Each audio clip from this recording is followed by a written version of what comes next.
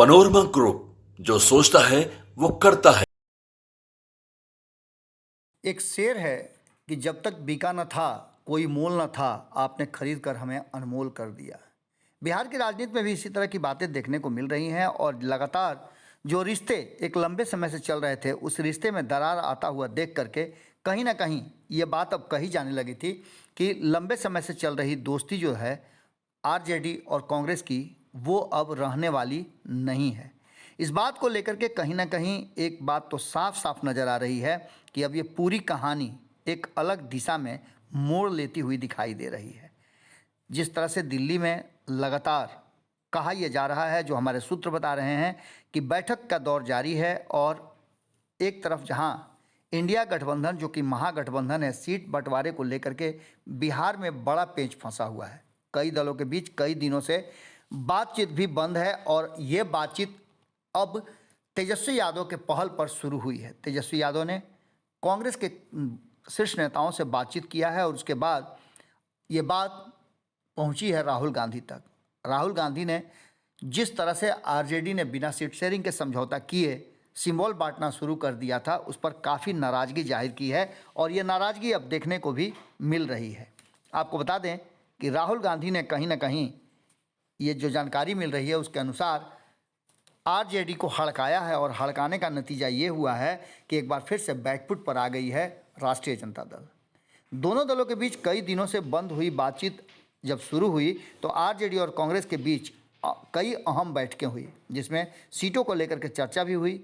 यह बैठक दिल्ली में कांग्रेस पार्टी के नेता वेणुगोपाल के आवास पर हुई थी। बैठक से पहले ही कांग्रेस ने कई सीटों को लेकर नाराजगी जताया था। कांग्रेस पूर्णिया लोकसभा सीट से पप्पू यादव को टिकट देने पर अड़ी हुई है। ये हमने आपको पहले ही बताया था। जिस तरह से पप्पू यादव की पार्टी का विलय कराया गया और कांग्रेस चूंकि राष्ट्रीय पार्टी है, इसलिए इस तरह का कोई भी काम नहीं करना चाहती है जिससे कि उसकी बदनामी हो। क्षेत्रीय दलों की तरफ वादा खिलाफी वो नहीं कर सकती है। पप्पू यादव को टिकट देने का वादा किया गया था। तो वहीं आपको बता दें, औरंगाबाद में राजद का उम्मीदवार जैसे ही तय हुआ, उसको लेकर के भी नाराजगी बढ़ी थी। आज की बातचीत के बाद सीट शेयरिंग का जो तस्वीर है वो साफ हो सकता है, लेकिन इससे पहले हम आपको बता दें कि राहुल गांधी ने कड़ा आपत्ति व्यक्त करते हुए ये बात कहा है कि जिन सीटों पे वो चुनाव लड़ना चाहते थे, जिसकी लिस्ट उन्होंने पहले सौंप दी थी, उन सीटों पे उम्मीदवारों को कैसे सिंबल बांट दिया राष्ट्रीय जनता दल ने। कई सीटों पे अब कोई समझौता नहीं होना है, आरजेडी को उन सीटों पे सिंबल वापस लेने होंगे। आपको बता दें कि लोकसभा चुनाव की तैयारियों में किशनगंज, पूर्णिया, समस्तीपुर, सासाराम, पटना साहिब, गोपालगंज आदि सीटें शामिल है, जिसको लेकर के लगातार भारतीय जनता पार्टी से लड़ाई लेने के लिए अपनी तैयारी कांग्रेस कर रही है और पहले भी लड़ती आ रही है। इसके अलावा पूर्वी चंपारण, पश्चिमी चंपारण, वाल्मीकि नगर से भी कांग्रेस अपने उम्मीदवार उतारने की बात पहले कह चुकी है। भागलपुर और कटिहार में से एक सीट देने की मांग भी लगातार की गई है और इस पर राजद ने पहले बातचीत जरूर किया था। सीट शेयरिंग के फैसले के बगैर उम्मीदवार उतारने को लेकर के काफ़ी नाराज है कांग्रेस के शीर्ष नेता और ये नाराजगी इस हद तक बढ़ गई है कि हो सकता है तो तेजस्वी यादव को कई सिंबल जो इनको बांट दिए गए हैं उनसे भी वापस लेने पड़ सकते हैं। राजद के कुछ दिन पहले ही कांग्रेस के 6 लोकसभा सीट का ऑफर दिया था, जिसके बाद बातचीत पूरी तरह से बंद हो गई थी। हालांकि इस बीच अखिलेश सिंह लगातार संपर्क में रहे हैं और चीज़ों को संभालने का कोशिश भी किया है उन्होंने।